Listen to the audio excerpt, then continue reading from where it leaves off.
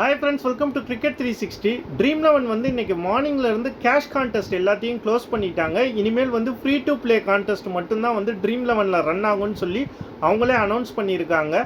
So dream 11 வந்து கூடிய சீக்கிரம் ஷட் டவுன் ஆக போகுதா, ட்ரீம் 11 வந்து இந்த பேனுக்கு எதிராக கோர்ட்டுக்கு போவாங்களா, ட்ரீம் 11ஓட இனிமேலோட நிலைமை என்ன அப்படிங்கிறத நம்ம இந்த வீடியோவில் பார்க்கலாம். ஸோ இந்த கேஷ் கான்டெஸ்ட்லாம் க்ளோஸ் பண்ணதுக்கப்புறம் ட்ரீம் 11 வந்து கம்ப்ளீட்டாக ஷட் டவுன் ஆக போகுதா அப்படின்னு நிறைய பேருக்கு ஒரு டவுட் இருக்குது.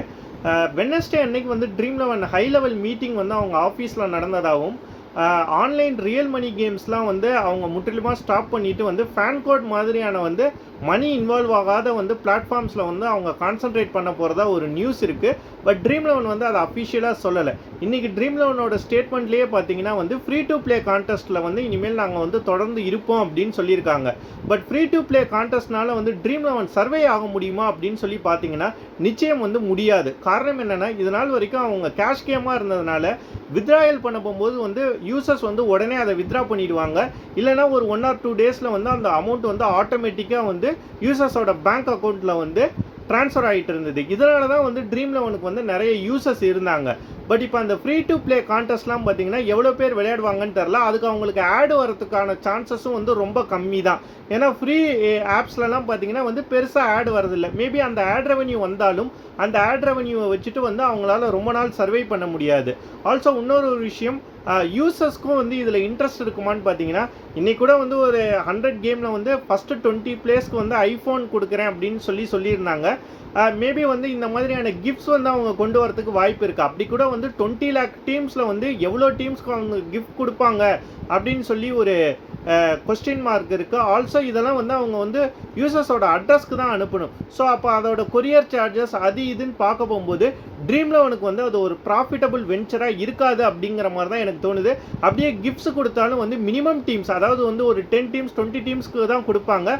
அதனால வந்து யூசர்ஸ்க்கு வந்து ட்ரீம் 11 மேலே இருக்கிற ஒரு இன்ட்ரெஸ்ட் வந்து தன்னால் குறைஞ்சிடும். ஸோ ஒன்ஸ் யூசர்ஸ்க்கு வந்து இன்ட்ரெஸ்ட் போயிட்டாலும், யூசர்ஸ் கம்மியாயிட்டாலும் கண்டிப்பாக அந்த இண்டஸ்ட்ரி சர்வை பண்ண முடியாது.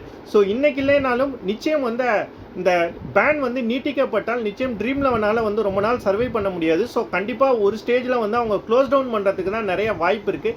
ஏன்னா ஃப்ரீ டு ப்ளே கான்டெஸ்ட் வந்து சைட்ஸ்லாம் வந்து பார்த்திங்கன்னா வந்து ரொம்ப நாள் வந்து சர்வை ஆனது இல்லை.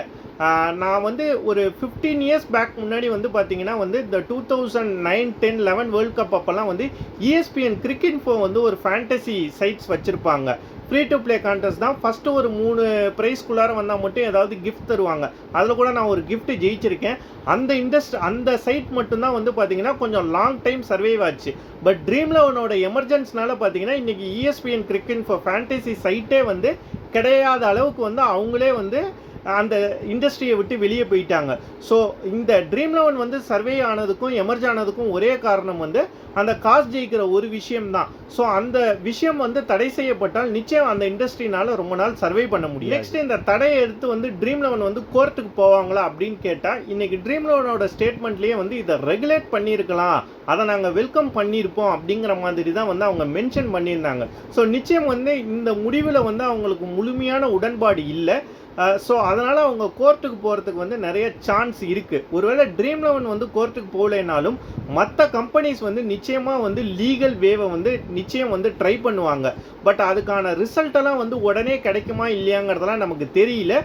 பட் ஆனால் as soon as possible maybe இந்த சட்டம் வந்து பிரசிடென்ட் சைனுக்கு அப்புறம் வந்து ட்ரீம் 11 இல்லைனாலும் மற்ற கம்பெனிகள் வந்து கோர்ட்டுக்கு போகிறதுக்கு வந்து நிறைய சான்சஸ் இருக்குது.